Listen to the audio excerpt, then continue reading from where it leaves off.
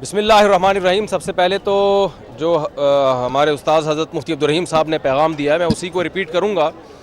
دیکھیں، انڈیا اور پاکستان کی عوام کا مسئلہ نہیں ہے۔ انڈیا میں ہندو ہیں، سکھ ہیں، عیسائی ہیں، مسلمز ہیں۔ پاکستان میں بھی ہندو بھی ہیں، سکھ بھی ہیں، میجورٹی مسلمانوں کی ہے، عیسائی بھی ہیں، یہ سب ایک جان ہے۔ ہم جب دوسرے ملکوں میں جاتے ہیں تو میں نے دیکھا ہے کہ ایک ہی پلیٹ میں بیٹھ کے کھا رہے ہوتے ہیں، پاکستانی بھی اور انڈین بھی۔ کوئی فرق نہیں ہے انڈین پاکستانیوں میں، کلچر سیم ہے، زبان سیم ہے۔ وہ اس اردو کو وہ ہندی کہہ دیتے ہیں اور ہم ہندی کو اردو کہہ دیتے ہیں، تو کوئی فرق نہیں ہے۔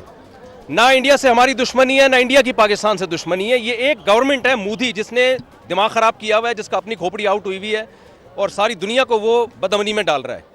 تو انڈین کو بھی چاہیے، پاکستانیوں کو بھی چاہیے، ایک انسان کو قابو میں لائیں۔ آپ ایک کی کھوپڑی کو سیٹ کر دیں گے، پوری دنیا میں امن ہو جائے گا۔ اس کی کھوپڑی خراب ہو گئی ہے۔ پہلگام میں اس نے خود وہ کیا ہے جو کچھ کیا ہے۔ پہلگام میں جو کچھ ہوا ہے، بے گناہ لوگ مارے گئے ہیں، ہم اس کی بھرپور مذمت کرتے ہیں۔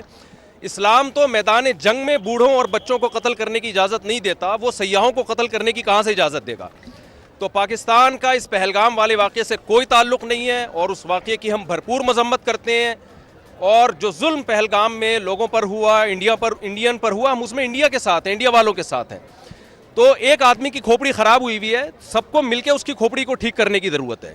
جنگ کی دھمکیاں دے رہا ہے وہ، میں یوں کر دوں گا، میں یوں کر دوں گا، جھوٹا الزام ہمارے اوپر ڈال دیا، ثبوت بھی دیے۔ بھائی اگر آپ کا خیال ہے کہ پاکستان نے یہ کام کیا ہے تو آپ ایک تیسرے ملک کو ثالث بنائیں۔ جب بھی دو میں جھگڑا ہوتا ہے، تیسرا ثالثی کا کردار ادا کرتا ہے۔ پاکستان ثبوت پیش کرنے کے لیے تیار ہے۔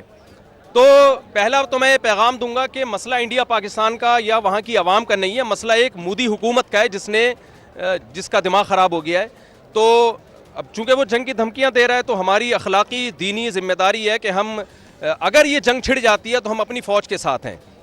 میں کراچی سے سفر کر کے آیا ہوں اور صرف بڑا مقصد ہمارا یہی تھا کہ جو ہے ہم جائیں واگا بارڈر پہ اور وہاں جا کے ہم دنیا کو یہ پیغام دیں کہ ہم سب الحمدللہ اس موقع پہ تمام سیاسی اختلافات بھلا کے اگر جنگ چھڑ جاتی ہے تو ہم فوج کے ساتھ ہیں۔ اور ہمارے نبی صلی اللہ علیہ وسلم کی یہ تعلیمات ہیں، صحیح حدیث ہے، لا تتمنوا لقاء العدو فاذا لقیتم فاصبروا واعلموا ان الجنۃ تحت ظلال السیوف۔ نبی صلی اللہ علیہ وسلم نے فرمایا دشمن سے لڑائی کی کبھی تمنا مت کرو، لیکن اگر جنگ چھڑ جاتی ہے تو یقین کر لو کہ اللہ نے جنت تلواروں کے سائے میں رکھی ہے۔ تو بھائی مسلمانوں کو تو جنت میں جانے کا میرا خیال ہے ویسے ہی بہت شوق ہے، تو یہ تو شارٹ کٹ راستہ ہوگا ہمارے لیے۔ الجہاد مختصر طریق الجنہ، نبی صلی اللہ علیہ وسلم نے فرمایا جہاد جنت میں جانے کا مختصر ترین شارٹ کٹ راستہ ہے۔ تو ہم جنگ کی تمنا نہیں رکھتے، لیکن اگر مودی کو شوق ہے لڑنے کا تو آزما لے، تو انشاءاللہ ہم پورا ملک ہمارا فوج کے ساتھ ہے اور منہ توڑ جواب دیں گے انشاءاللہ۔ جزاک اللہ۔ کو نہ چھیڑیں۔ اور مجھے ایسے معلوم ہوتا ہے جیسے حدیث شریف میں جو غزوہ ہند کی بشارت ہے اس کے اسباب خود مودی حکومت اس کے لیے انتظامات کر رہی ہے۔ نبی کریم صلی اللہ علیہ وسلم نے ارشاد فرمایا کہ دو جماعتیں جنت میں جائیں گی، جہنم سے محفوظ ہوں گی۔ ایک وہ جماعت جو ہندوستان سے جہاد کرے گی اور ایک وہ جماعت جو عیسیٰ علیہ السلام کے ساتھ ہوگی۔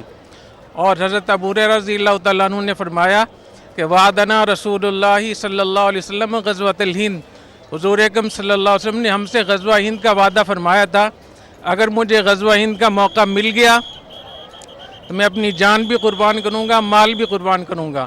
اگر میں شہید ہو گیا تو میں افضل الشہداء ہوں گا، اور اگر میں واپس آ گیا تو میں جہنم سے آزاد ہوں گا۔ تو میں سمجھتا ہوں کہ ہمیں مودی کا اس حوالے سے شکریہ ادا کرنا چاہیے کہ ہمیں وہ غزوہ ہند کے لیے تیار بھی کر رہا ہے۔ اور میرا یہ خیال ہے کہ جو ہمارے چیلنجز تھے، آپس کے اختلافات تھے، حکومت کے، اپوزیشن کے، فوج کے بارے میں بہت ساری آراء تھیں، تو مودی کی اس جارحیت کی وجہ سے ہمارا پورا ملک اکٹھا ہو گیا ہے۔ ہم اپنی فوج کے ساتھ ہیں اور ہمارے اندرونی بیرونی مسائل سارے اس وجہ سے حل ہو رہے ہیں۔ تو انشاءاللہ ہمیں بہت امید ہے کہ ہمارے پورا پاکستان اس کے لیے تیار ہے، اور ہم اپنے فوجی جوانوں کی حوصلہ افزائی کے لیے اتنا لمبا ہم نے سفر کیا ہے، ہم ان کے ساتھ ہیں، ان کے لیے ہم دعا کرتے ہیں۔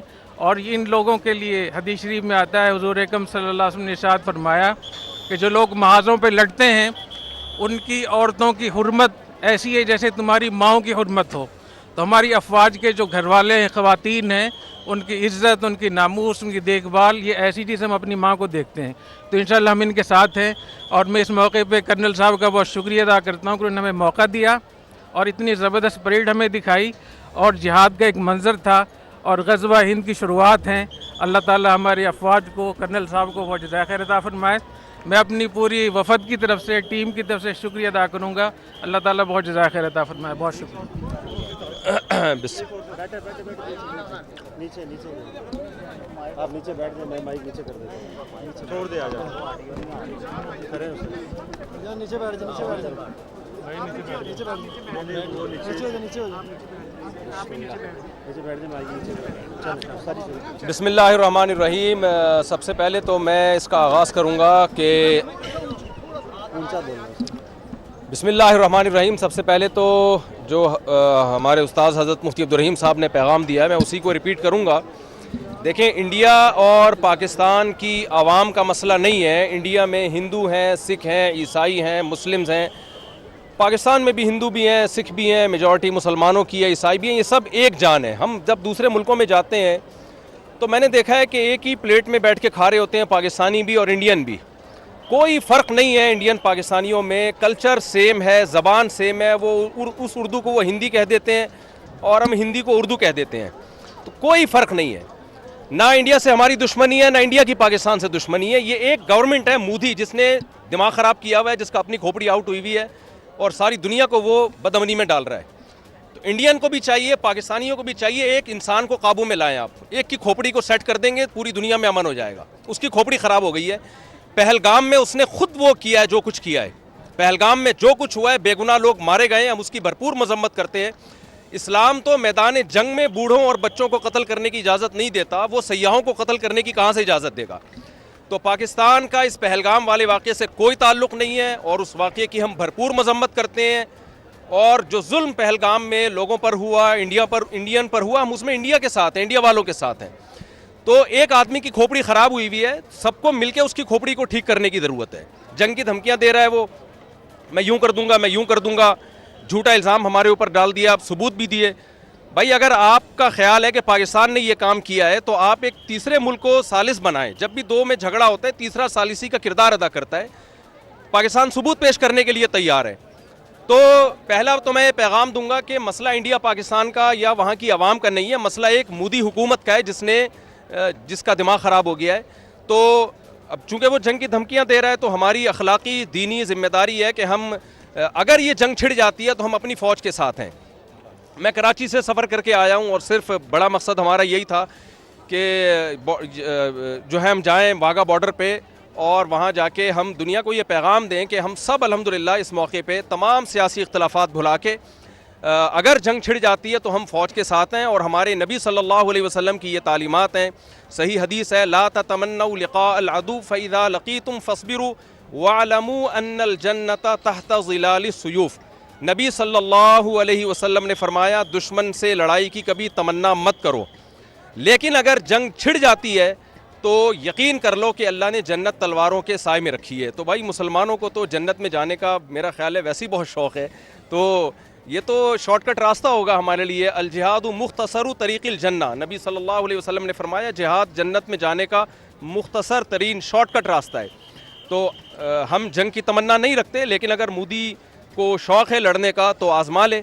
تو انشاءاللہ ہم پورا ملک ہمارا فوج کے ساتھ ہے اور منہ توڑ جواب دیں گے انشاءاللہ. جزاک اللہ.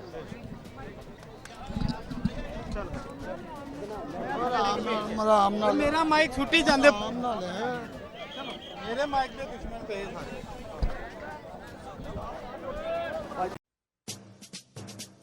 آتش نیوز پاکستان کے سب سے بڑے نیوز نیٹ ورک کا حصہ بننے کا سنہری موقع. ملک بھر سے درج ذیل آسامیوں کی ضرورت ہے. Bureau chief, deputy bureau chief, video editor, city reporter, تحصیل reporter, district reporter, crime reporter, press reporter, نمائندہ, نامہ نگار. Chief executive Syed Jamshed Bukhari. مزید معلومات کے لیے ان نمبرز پر رابطہ کریں.